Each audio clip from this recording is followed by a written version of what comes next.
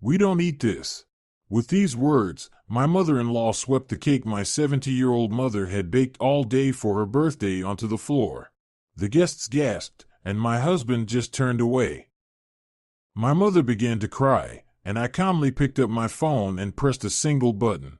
15 minutes later, the celebration ended in my mother-in-law's shrieks and panic on the guests' faces. Alice Ford had always considered herself a person of compromise. In her work as an event manager, this was a professional skill, smoothing sharp edges, finding a solution that would satisfy both a picky client and a tired contractor. She knew how to smile when she wanted to scream and say, "I understand you," when, in fact, she understood absolutely nothing. She had carried this same skill into her family life, where the main and most demanding client was her mother-in-law, Serena. 32-year-old Alice had been married to Charlie for 5 years. She loved him, or at least she wanted to believe she did. She loved the cheerful, easygoing guy she had met at a mutual friend's birthday. But over the years, his ease had faded, and in its place, the shadow of his mother had become increasingly evident, a domineering, uncompromising woman accustomed to making all the decisions for her only son. Their 2-bedroom apartment in a new building on the outskirts of Atlanta, bought with a mortgage they had been paying off together, had long ceased to be their personal fortress. Serena would show up unannounced, with inspections and unsolicited advice.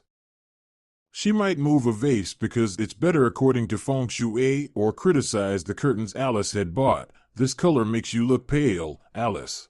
Charlie would just smile apologetically and say his trademark phrase, "But she's my mom." And now a day was approaching that promised to become the climax of this quiet standoff, Serena's 60th birthday. My mother-in-law planned to celebrate in grand style, a restaurant, live music, dozens of guests, her entire former teaching crew, and distant relatives whom Alice had only met once, at her and Charlie's wedding. One evening, while they were having dinner, Alice decided to make a bold move. She knew that status and public opinion were everything to Serena. And what could be more prestigious than a lavish banquet organized by professionals? "Charlie, what if we took the birthday organization into our own hands?" she suggested casually, pouring him some tea. He looked up, surprised. "What do you mean?" "Mom already chose the restaurant, the one near her house." "Restaurant is fine, of course," Alice began gently. "But that's yesterday. At work, I have the opportunity to organize everything at the highest level, the city's best chefs, an elegant hall, impeccable service." Charlie whistled. "Alice, have you seen the prices at your company? We'd have to save for 6 months for a banquet like that." "I'll talk to my boss," Alice winked. "I'm well regarded. I think I can arrange a discount." "A very big discount, for family, of course." The idea sparked hope in Alice. She imagined Serena, impressed by the scale and quality, finally recognizing her. Seeing in her not just some girl who had charmed her son, but an equal, a woman capable of handling serious matters. This was her chance. Her way to earn the favor she had been unable to gain in 5 years. Charlie was excited by the idea. That evening, he called his mother, and Alice, standing nearby, heard him enthusiastically describing the prospects. Serena, after a brief pause, graciously agreed. Alice exhaled in relief. It seemed the ice was breaking. The next day, she spoke with her boss, Clint, and he, valuing Alice as one of his best employees, agreed to provide a 70% discount. It was almost at cost. "For you, Alice, anything," he said. "Consider it a bonus for that tough project with the oilmen." That evening, discussing details with Charlie, Alice felt elated. Everything was falling into place perfectly. "Mom will be thrilled," Charlie said, hugging her. "You're amazing." "I just want everything to be perfect," Alice replied, pressing against him. "So that your mom is happy." At that moment, she truly believed this birthday would mark a new starting point in their relationship, that the ice of cold alienation would finally melt. But as Charlie, already drifting to sleep, muttered. Just let's make sure everything is agreed with Mom. Every little flower on the table. You know how she likes everything her way. A faint chill ran down Alice's spine. She shook off the feeling. No, this time it will be different. I'm trying so hard, she told herself. Preparations for the birthday were in full swing. Alice threw herself into work, using all her professionalism and experience. She personally selected the best hall in the Imperial Banquet Complex, which her company serviced. The hall had panoramic windows overlooking the waterfront, crystal chandeliers, and heavy velvet drapes. She spent hours coordinating the menu with the head chef, selecting the most exquisite dishes: tuna tartare, duck breast salad with figs, veal medallions, and truffle sauce.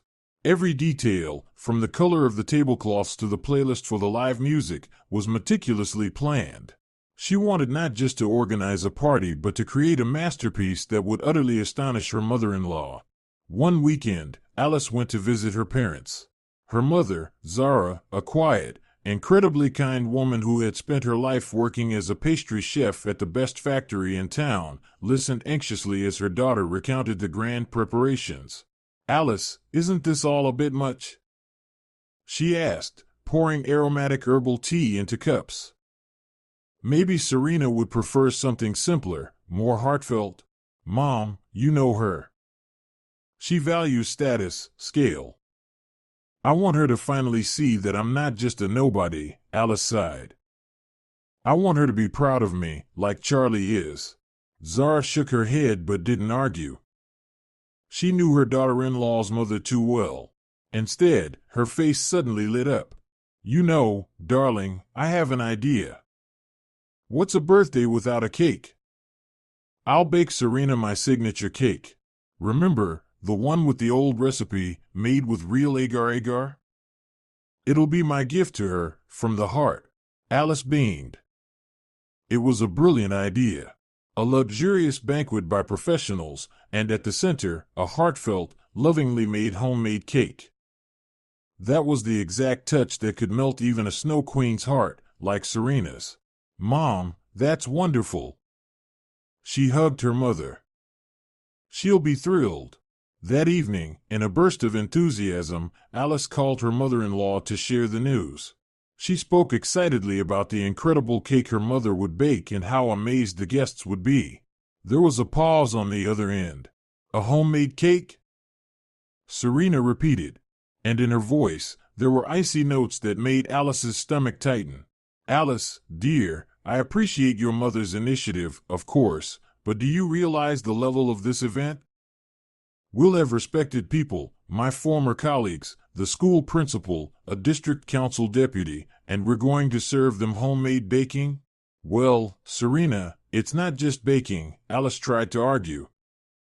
"My mom is a professional pastry chef, her cakes." "She was a pastry chef, sweetie."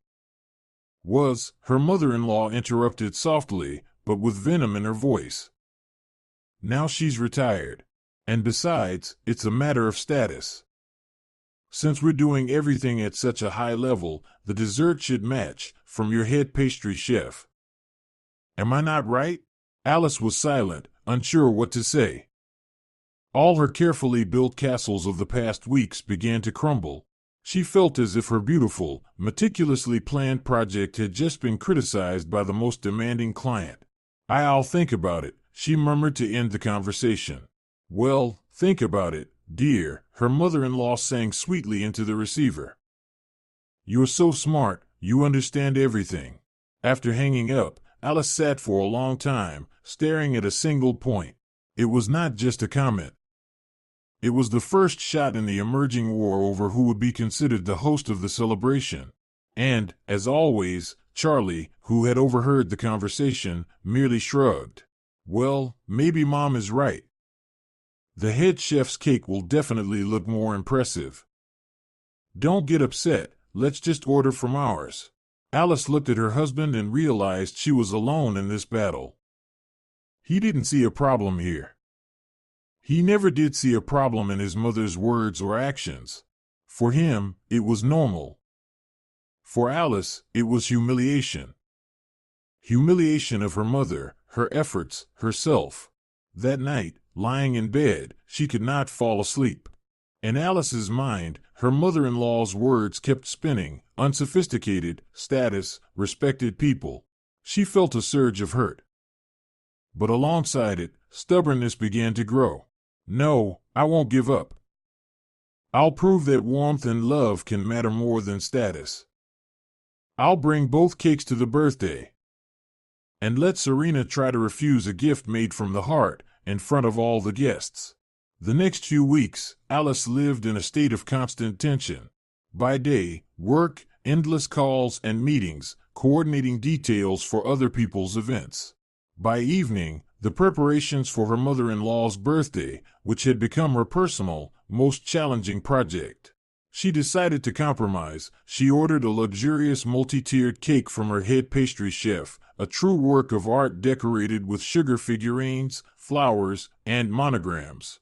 At the same time, she arranged with her mother to bake her signature bird's milk cake.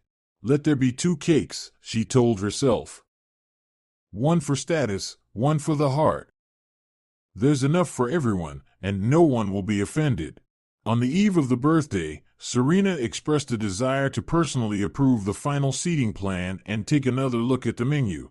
Alice reluctantly agreed to meet at their office, hoping that the formal restaurant setting might temper her mother-in-law's intensity. Serena arrived precisely on time, dressed in a strict suit, her face bearing the expression of an inspector. She walked around the office, critically assessing the surroundings, and sat in a chair opposite Alice, placing her impeccable leather handbag on the table. "Well, show me what you've come up with," she said condescendingly. Alice spread out the printed hall plan, guest name cards, and the final menu on designer paper. She began explaining how the tables would be arranged, who would sit next to the birthday girl, and in what order the dishes would be served. Serena listened silently, nodding occasionally. It was clear that the scale of the preparations had impressed her. In her eyes, something resembling respect flashed, but it was immediately replaced by jealousy. It was her birthday. Yet the one in control here was Alice. She was deciding which napkins would be on the tables and what music would play. Serena could not tolerate this. "It's all very pretty, of course," she said when Alice finished her report. "It's clear you put effort into it. But I have one unresolved question." "What?" Alice tensed, sensing trouble. "The question of the cake," her mother-in-law said, looking her straight in the eyes. "I hope you understood me correctly last time and abandoned this idea of homemade baking." At that moment, Alice made a mistake. Instead of dodging the question, she decided honesty was the best policy. "Serena, I've thought it all through," she began with the most conciliatory smile she could muster. "We'll have 2 cakes. One, a magnificent one from our head pastry chef, just as you wanted. The other, my mother's, a small but heartfelt gift from her personally.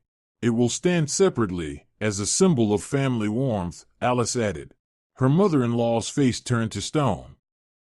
She slowly rose from the table, leaned on the countertop, and looked down at Alice. "So, you didn't hear me," she said in an icy tone. "I told you, no homemade baking at my celebration. It's my birthday, my guests, my rules, and I forbid you to bring your mother's cake here."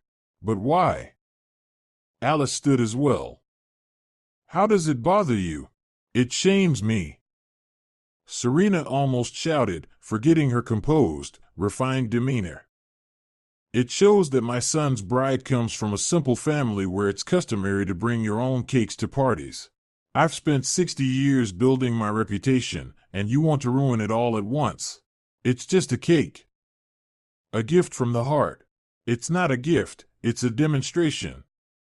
Her mother-in-law snapped. "A demonstration that you don't respect my opinion." She paused to emphasize each following word. "So listen carefully, once and for all, either there will be only the restaurant cake at my birthday, or—" She didn't finish the sentence, but Alice understood perfectly, either the celebration she had organized would not happen at all.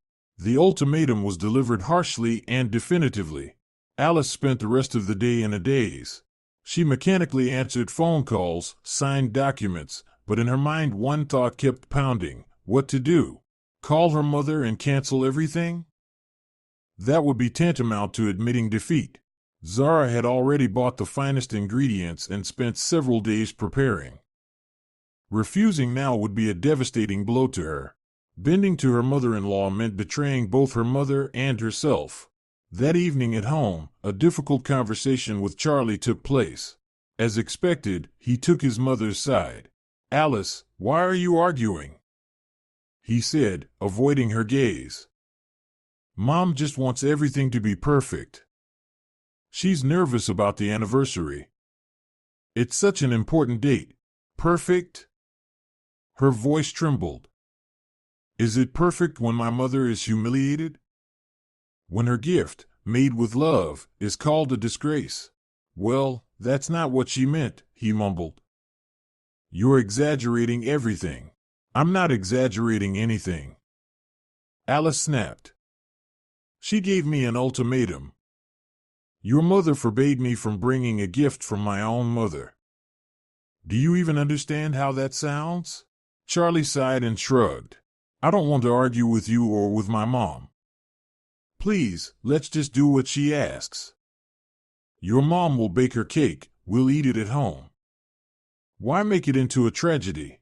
Alice looked at her husband and felt a wall rising between them. He didn't just refuse to support her, he didn't understand the essence of the problem. To him, it was a petty domestic quarrel, a whim of two women. But for her, it was a matter of self-respect. "Fine," she said coldly. "I understand." She went to the bedroom and closed the door. That night, she made a decision. She would not back down.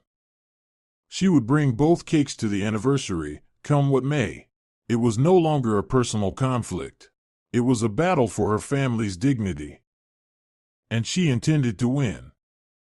After her mother-in-law's ultimatum and her husband's indifferent reaction, Alice felt like she was on the front lines, abandoned by all allies. But it was too late to retreat. She called her mother but couldn't tell her the truth. Instead, she cheerfully asked if everything was still on track with the cake. And when she heard the joyful response, "Of course, sweetie, I've already baked the layers," Alice felt a pang of guilt. She was drawing the person closest to her into this unpleasant situation, but she saw no other way. Now she was fighting not only for herself but also for her mother's honor. The following days turned into a quiet war of nerves. Serena called Charlie multiple times a day, and from the fragments of phrases he muttered over the phone, Alice understood that her mother-in-law was actively working on her son. "Yes, Mom, no, she hasn't changed her mind. I spoke to her, but what can I do? She's stubborn." After these calls, Charlie became even more silent and sullen. He started staying late at work and, in the evenings, buried himself in his laptop, pretending to be terribly busy. Alice realized he was simply avoiding conversation, avoiding having to take anyone's side. Their apartment, once a cozy nest, was now filled with a cold, ringing tension. One evening, unable to endure this silent torture any longer, Alice decided to take the offensive. "Charlie, we need to talk," she said, sitting across from him in the living room. He reluctantly tore his eyes from the screen. "Again about the cake, Alice?" "I asked you." "Yes, again about the cake. And about us too." She looked him straight in the eyes. "Do you understand that your mother is trying to drive a wedge between us? She's deliberately creating conflict out of nothing to show who's in charge of the house." "You're exaggerating," he repeated tiredly, like a mantra. "She's just a perfectionist." "Perfectionist?" Alice said bitterly, smirking. "She's a perfectionist at humiliating others. She called my mother's gift a disgrace. She forbade me from bringing it. And you? You're pretending nothing's happening. What am I supposed to do?" Irritation crept into his voice. "Argue with my own mother over a piece of cake right before her anniversary? It's not a piece of cake." Alice raised her voice. "It's a matter of respect, for my mother, for me." If you don't understand that, I don't know what else to say to you. Then don't say anything, he snapped. I'm tired of these constant arguments. On one side, there's you, on the other, my mom. I just want everyone to calm down and celebrate normally. So according to you, normally means I bend and do what she wants?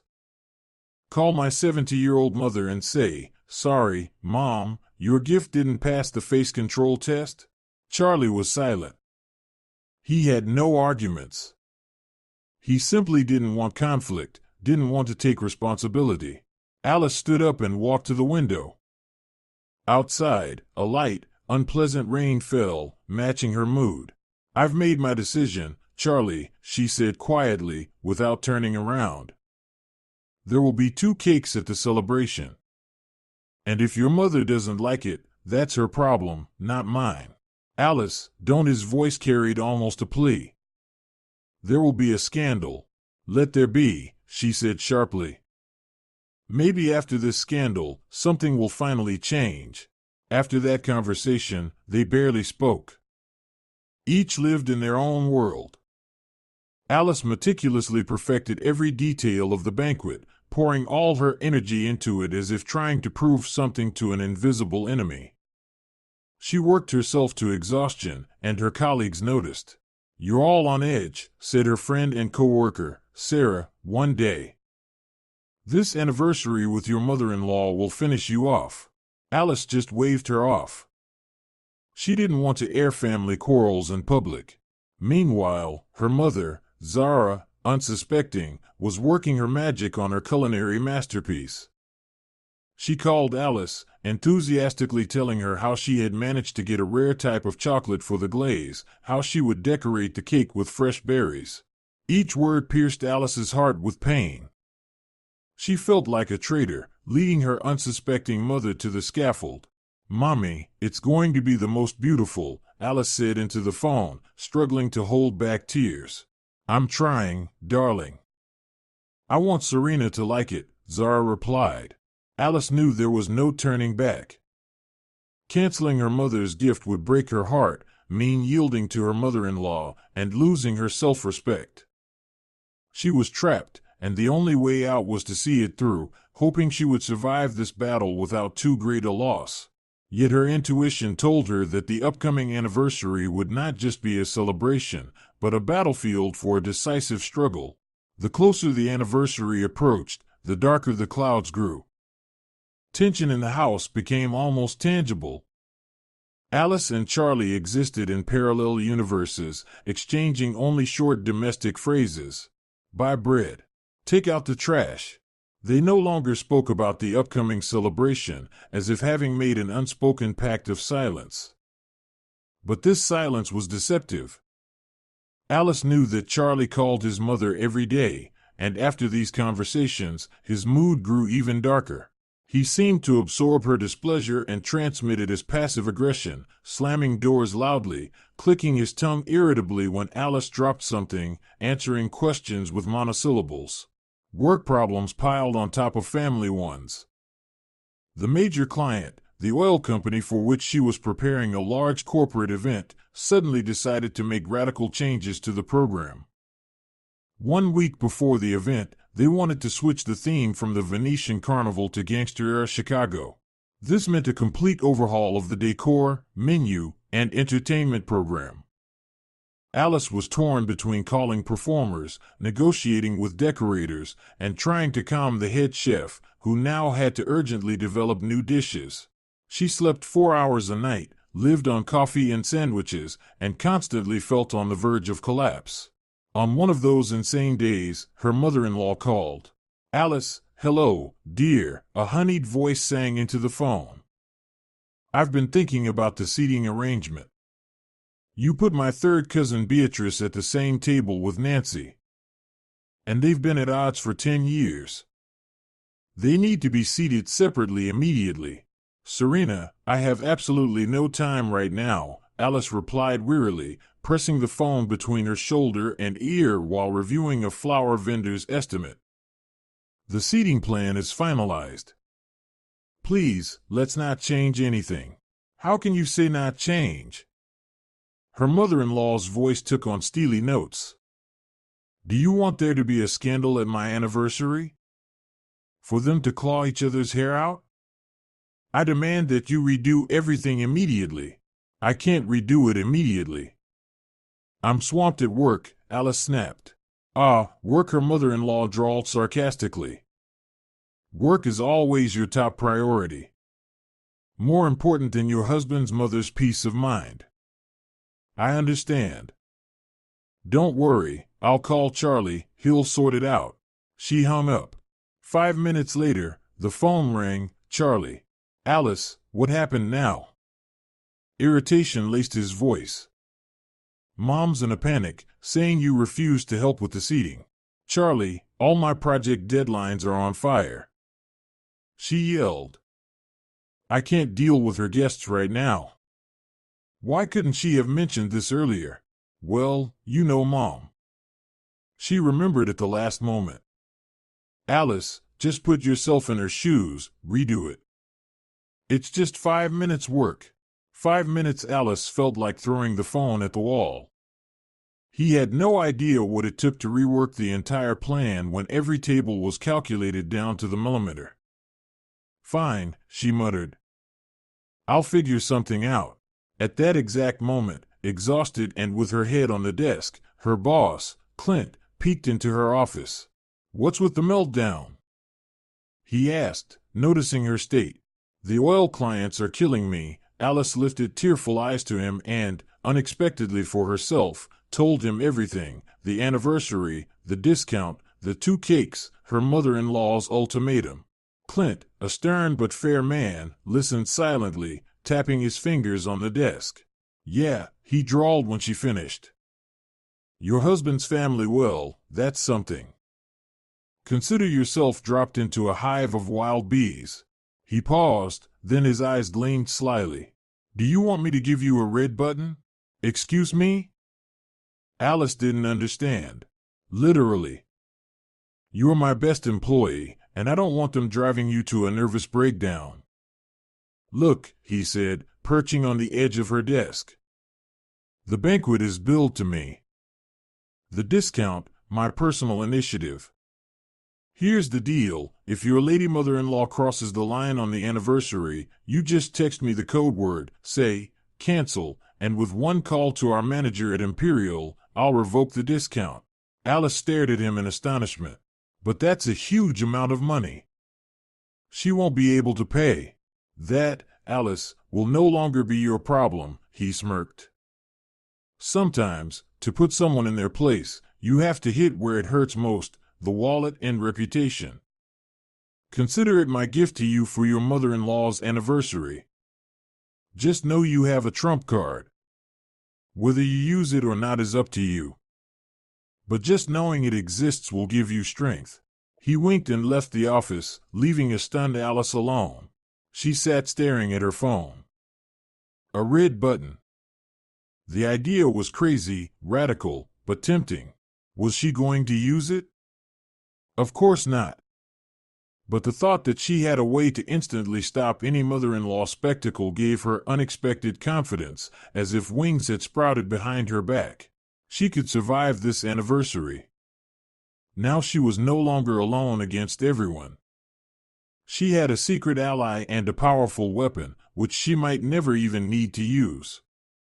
But it existed. The day of the anniversary arrived. Saturday was sunny and frosty, the perfect weather for a celebration. Alice had been up since early morning, visiting the salon for styling and makeup, and putting on an elegant dark blue dress that flattered her figure. She wanted to look impeccable, as the hostess of the evening, which, in essence, she was. Charlie was tense and silent. He wore a new suit, but the festive mood was clearly absent. He seemed to be anticipating an inevitable storm. They arrived at the Imperial Banquet Hall early to oversee the final preparations. Everything was perfect. Tables covered in spotless white linen sparkled with crystal. Exquisite floral arrangements adorned the center of each table. A string quartet played softly. The restaurant staff moved silently and in sync. Alice surveyed the result of her efforts with professional pride. Looks amazing, Charlie admitted reluctantly. Mom should appreciate it. She should, but she won't, Alice thought, saying nothing aloud. The guests began to arrive. Serena was one of the last to appear, wanting to make the maximum impression.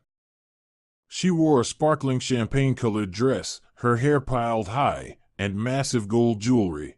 The celebrant beamed as she accepted congratulations and gifts, casting condescending glances at Alice as if to say, "See how a party should be organized."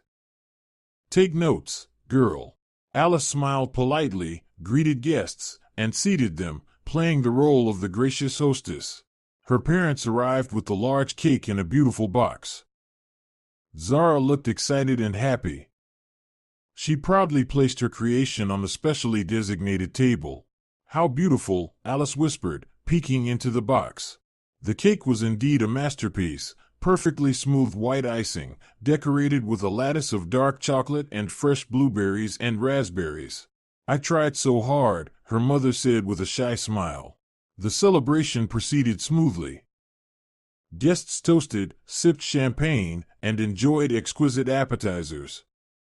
Serena was at the center of attention, sharing stories from her teaching career, laughing, accepting compliments.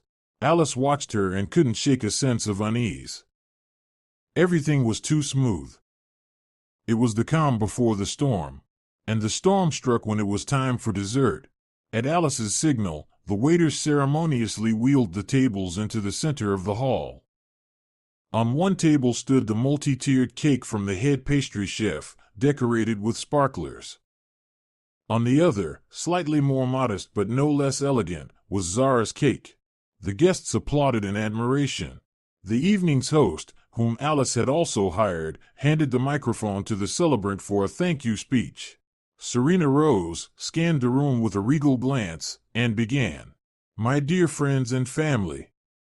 Her voice rang with happiness. "I am so glad to see you all at my 60th birthday. I want to thank everyone for your kind words and wonderful gifts." She paused, gesturing toward the extravagant cake with sparklers. "This cake is a true work of art. It perfectly highlights the status of our evening. Thank you, children, you've done well." She paused again, and her gaze fell on the second cake. The smile on her face turned icy. "And this?" She curled her lips in contempt, pointing to Zara's creation. "This, I understand, is also a gift from the mother-in-law?" An awkward silence fell over the room. Zara, sitting at the table next to Alice, went pale. "I do appreciate simple, heartfelt gestures," Serena continued, her voice dripping with poisonous sweetness, "but, my dears, we are not at a village wedding. We don't eat such things here." With that, she stepped toward the table and, with a sharp, precise movement, knocked the cake to the floor. The pristine soufflé, chocolate icing, and fresh berries scattered across the expensive parquet, leaving a sticky, grimy mess. Someone gasped.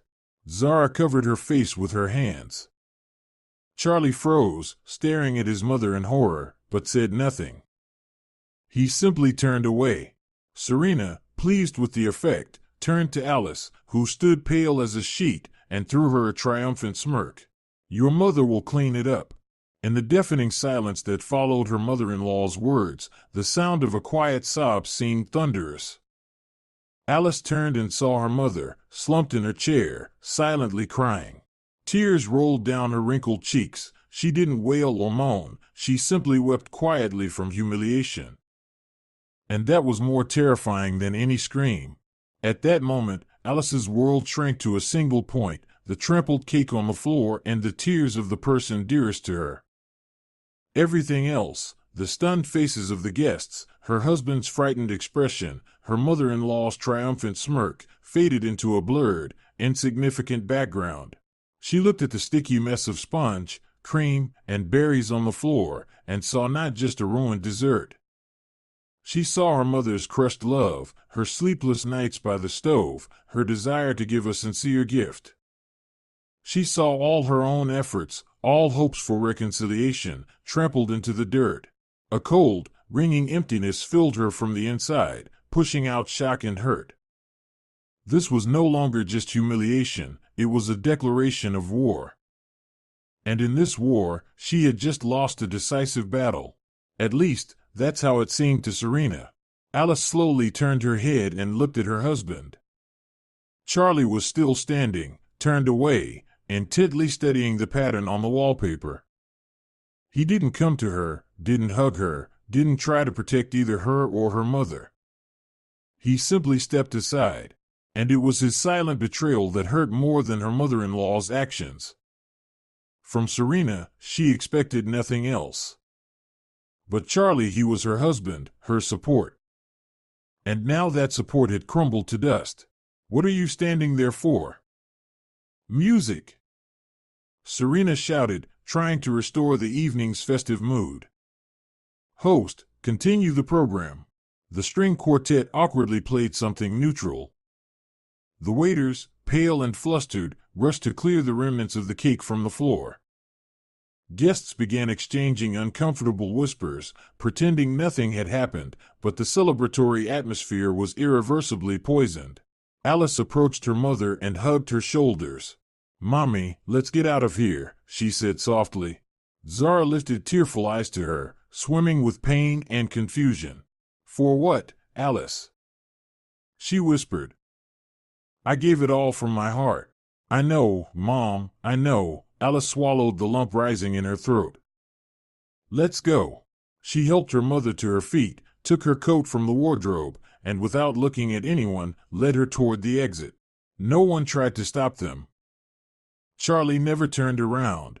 Serena, triumphant, basked in the sympathetic glances of her friends, who were already whispering, "What a terrible daughter-in-law that poor woman got." Outside, the icy air hit their faces, freezing the tears on their cheeks. They walked silently to the car. Alice helped her mother into the front seat, fastened her seatbelt, and got behind the wheel herself. Her hands trembled so badly she barely managed to insert the key into the ignition. They drove home in silence. Alice piloted the car on autopilot, staring at the city lights, feeling the last spark of hope inside her die out. At home, she put her mother to bed in the living room, gave her a sedative, and then went into her own bedroom, closed the door, and slowly sank to the floor. It was only then, in complete silence and solitude, that she broke down. She didn't cry, she howled, silently choking back sobs, biting her fists to avoid waking her mother. It was not a cry of anger, but of helplessness and total disappointment. Her entire life, all her compromises, all her faith that love and patience could overcome anything, everything had been trampled and discarded today, just like that poor cake. She sat on the floor for hours, staring into the darkness. Her phone vibrated. A message from Charlie. "Where are you?" "Mom's worried."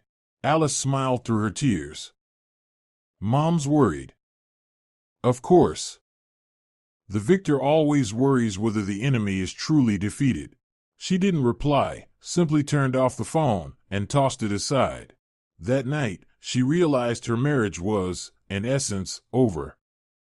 It had ended the moment her husband turned away, allowing his mother to humiliate her and her family. Everything that followed would be merely formalities. She felt hollowed out and broken. But somewhere deep within that emptiness, like a smoldering ember, a new, unfamiliar feeling began to take shape, cold, calculated rage.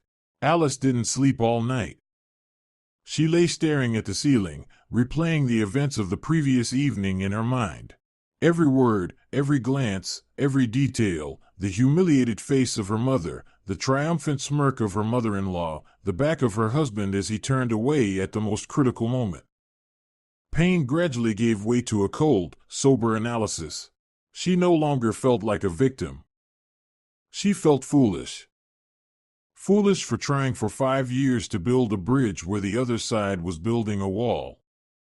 Foolish for believing in compromise with someone for whom only one opinion existed, her own. In the morning, she got up, took an icy shower as if washing away the remnants of yesterday's weakness, and looked in the mirror. The reflection staring back was a different woman, dark circles under her eyes, but with a firm, resolute gaze. The Alice who tried to please everyone was gone. The Alice who feared scandal was gone. Today, a new life began. She quietly went to the kitchen. Her mother was still asleep. Alice brewed herself a strong coffee and sat at the table. She opened her laptop and went through her work files. She needed a distraction to return to the world where she was a professional, valued, and heard. Work had always been her salvation. She immersed herself in estimates and contracts, and the mechanical work gradually helped organize her thoughts. Around 10 o'clock, her mother woke up. She looked aged overnight but remained composed. "I suppose I should go home, dear," she said, declining breakfast. "I don't want to get in your way." "You're not in my way, Mom," Alice said firmly, taking her hand. "You'll stay here, and someone else can go home instead." Zara looked at her daughter in surprise. In her voice and gaze was a steel-like confidence she had never seen before. At that moment, Alice's phone rang. She turned it on and saw Charlie's name. She stared at the screen for a long time, then decisively pressed the answer button and switched to speaker. "Hello, Alice, thank God." Her husband's voice sounded anxious and guilty. "Where are you?" "I haven't slept all night. I've been calling you." "Why did you leave without saying anything?" "What was I supposed to say, Charlie?" Her voice was completely calm. "Thanks for a wonderful evening. Listen, I know Mom overdid it yesterday," he quickly spoke. "I'll talk to her, she'll apologize." "No need," Alice interrupted. "It's too late for apologies." "What do you mean, too late?" He clearly didn't understand. "Alice, don't sulk. Come back home, and we'll discuss everything." "I'm already home," she replied. "In my own apartment." There was a pause on the other end of the line. "I mean to our place," he finally said. "There's no our place anymore, Charlie," Alice said, looking directly into her mother's eyes. "There's you and your mom, and there's me." "Are you filing for divorce?" Fear crept into Charlie's voice. "Over a cake?" He clarified. "Not over the cake," Alice smirked. "But because of what that cake symbolizes. Because of your betrayal." She heard Serena's voice in the background. "What is she saying?" "Give me the phone." "Alice, listen," Charlie whispered. "Don't do anything foolish. Come, and we." At that moment, the phone was clearly taken from him. "Alice, it was Serena. Stop the hysteria and come home. Charlie hasn't slept all night because of you. You need to think about your husband, not your grudges." That was the last straw. Alice felt something inside her finally snap. "Serena," she said in an icy tone, "please hand the phone to my boss." "To whom?" Her mother was taken aback. "To my boss, Clint. Or no, never mind." Alice looked at her mother, who watched her anxiously, and smiled reassuringly. She took out her second phone, her work phone, and found Clint's contact. "Mom, everything will be fine," she said. Then, still keeping Charlie and his mother on the line, she sent a short SMS to her boss. Just 2 words, protocol canceled, loyalty. She put the phone on the table and calmly said into the receiver, "I think our conversation is over, but it seems yours is just beginning. Good luck." And she hung up. "What did you do?" Zara whispered. "I just restored justice, Mom," Alice replied. For the first time in many months, she felt not fear, but a heady sense of freedom and power. She was no longer a victim. Now she was the one setting the rules of the game. After Alice hung up, the apartment was silent for several minutes. Zara watched her daughter anxiously, not daring to ask questions. Alice, however, was perfectly calm. She poured herself another cup of coffee and sat at the table. Inside her, there was neither doubt nor regret. Only cold, steel-like certainty in her righteousness. She was no longer going to be someone whose feelings and dignity could be trampled for the sake of others' whims. She imagined what was happening at the Imperial restaurant right now. Most likely, Serena and Charlie still didn't understand what had happened. They had probably assumed Alice had just hung up in a fit of anger. Her mother, no doubt, was triumphantly scolding her son for choosing such a hysterical wife. And then, there would be a call, or even more dramatically, a manager would appear in the dining hall. Alice could almost see the scene: the restaurant manager, strict and impeccable Viola, whom she herself had trained before every major event, approaches the birthday table. Polite but unyielding, she asked Serena to spare a moment to resolve a financial matter. At first, her mother-in-law waves her off. What kind of issues could there be? Everything is already paid. But Viola insists. Alice smirked at her thoughts. She knew all too well how the system worked in her company. Clint didn't joke. If he gave an order, it would be executed instantly and without the slightest deviation from protocol. And that meant that right now, her mother-in-law and husband were looking at a bill that had increased more than threefold. A sum that, Alice knew, they absolutely could not afford. Serena's pension and Charlie's salary didn't even cover a third of these expenses. She stood and walked over to her mother. "Mom, don't worry, everything will be fine. I won't let them hurt you anymore. Ever." Zara took her hand. "Alice, I'm worried about you. They won't forgive you for this." "I don't need their forgiveness," Alice said firmly. "I need their respect. And if I don't have it, then I don't need them." She began packing Charlie's things. Methodically, without emotion, as if performing a work task. She folded his shirts into a suitcase, threw his books, computer games, and shaving supplies into a box. Every item reminded her of the past, but it no longer caused pain. These were just the belongings of someone who had turned out to be a stranger. An hour later, when the task was almost complete, the phone rang again. This time it was Charlie. Alice switched to speaker once more. "What have you done?" His voice rose to a shriek. "Are you out of your mind?" Alice remained silent, letting him scream. "They've billed us $500,000. $500,000? Do you even realize where we'd get that kind of money?" "It's not ours, Charlie," she said calmly. "It's yours and your mother's. After all, it's her anniversary.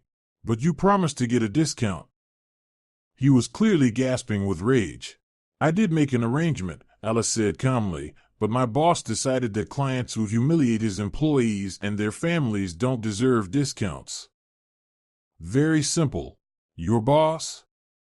Charlie was surprised. "What does he have to do with it?" "Did you set this up?" "I only used the offer that was given to me," Alice replied.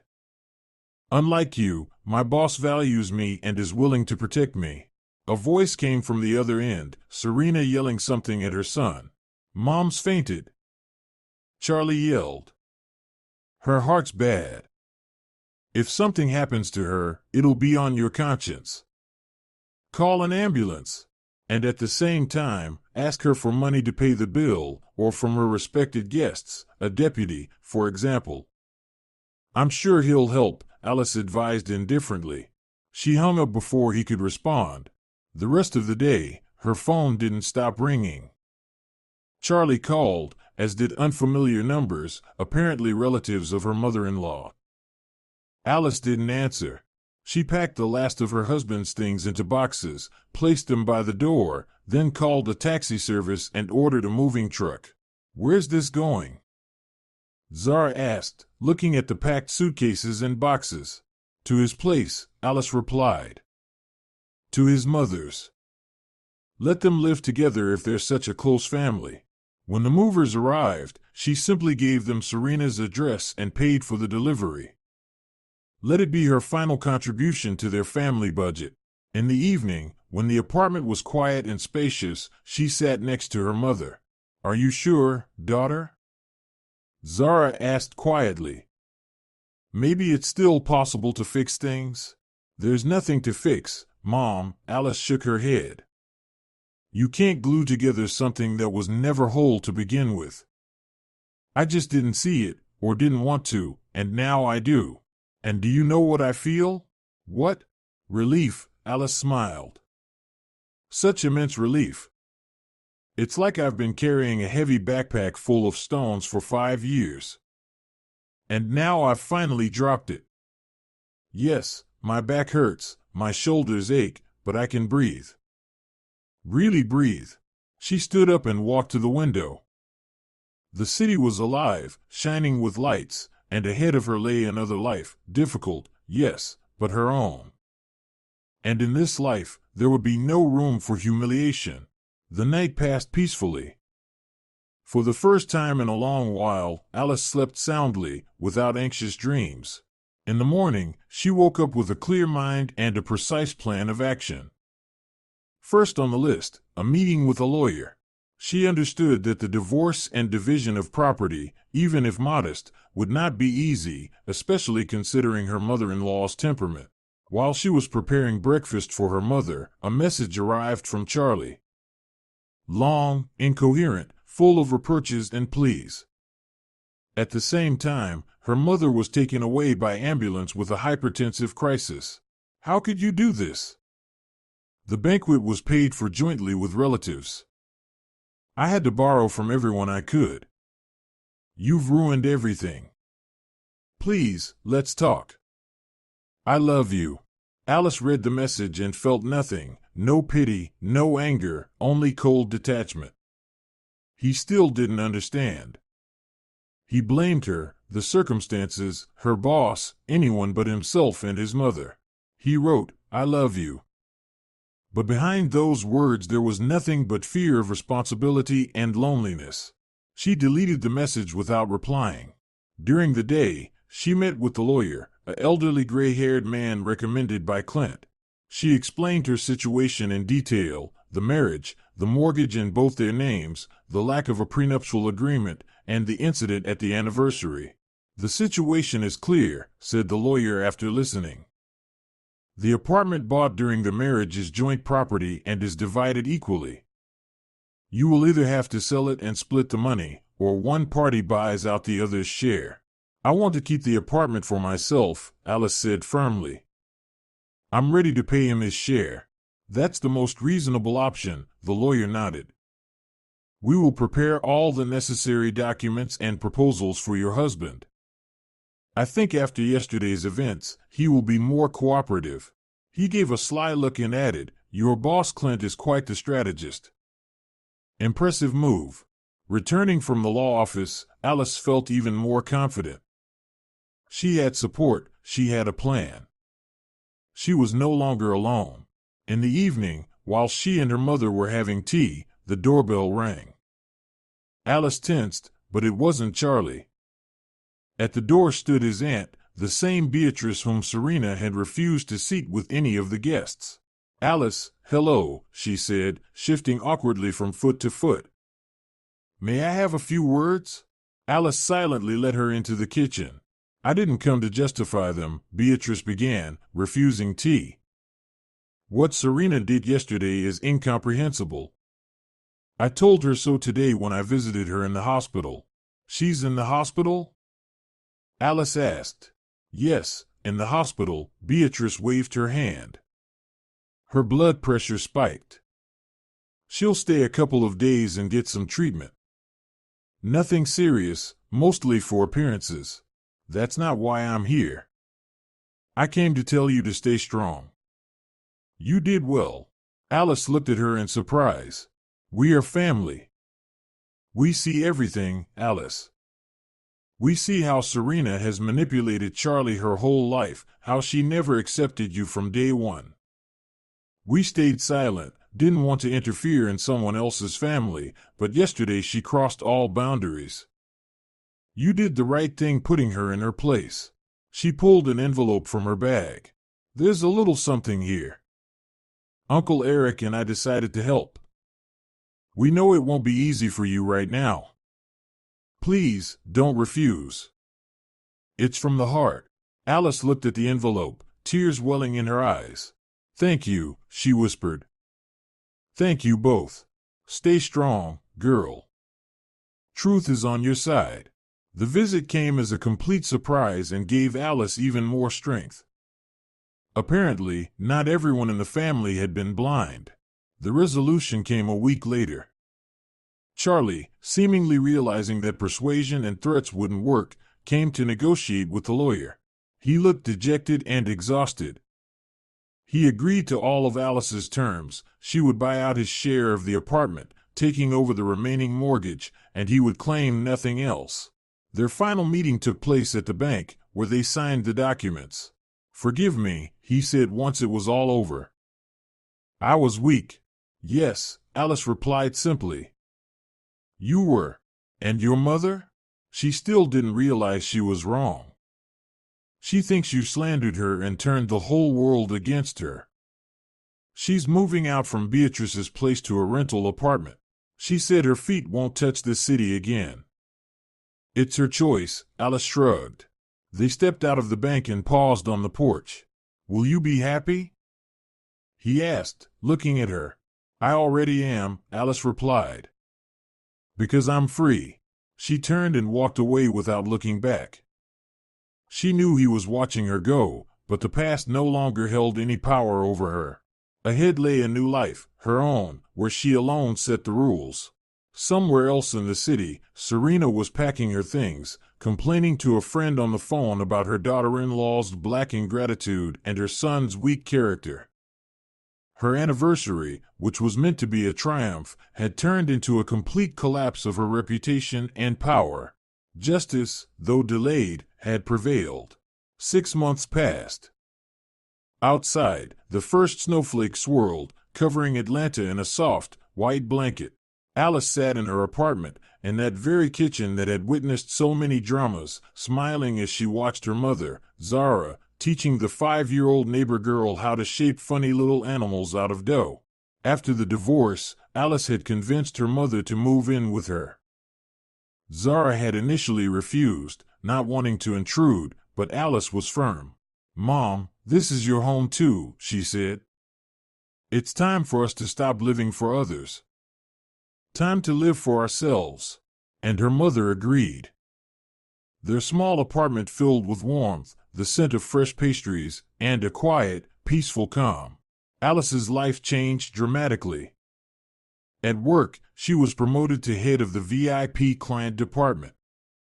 Clint, impressed by her resilience and professionalism, trusted her completely. She was paying off the mortgage, now entirely her own, and for the first time in many years, she felt truly in control of her destiny.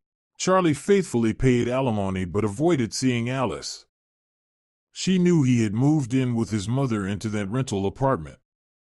Old habits, it seemed, had proven stronger than the desire to start an independent life. Alice felt neither anger nor hatred toward him, only a mild sadness and sympathy. He had never been able to cut the cord, remaining his mother's son. It was his choice, and she respected it from a distance. One evening, while sorting through old papers, she came across a glossy brochure from the restaurant's banquet hall. She turned it over in her hands, remembering the ill-fated anniversary. The memories no longer caused pain. It was simply a fact from her past, a heavy but important lesson. A lesson about never allowing anyone, even the closest people, to humiliate your dignity. A lesson about sometimes losing what seems important in order to find yourself. She approached the mirror in the hallway. A confident, calm woman looked back at her. She no longer sought others' approval, no longer tried to please everyone. She had learned to say no, and to value herself. Her phone beeped. A message from Sarah, her colleague and friend. "Hi. Want to go to the theater tomorrow after work? Premiere." Alice smiled and quickly typed a reply. "Absolutely." She looked at her mother, laughing happily with the little neighbor girl in their cozy, warmly lit kitchen, and realized she was truly happy. Not with the sugary, glossy picture of happiness she had once tried to create for her mother-in-law, but with real, quiet, deep happiness. happiness in being herself, being free, being home. This is a story about strength of spirit and the importance of self-respect. Sometimes life puts us in situations where we must make difficult choices. And if you feel undervalued or humiliated, remember, you always have the right to say, enough. Don't be afraid to change your life, even if it's scary. Because after the darkest hour, dawn always comes.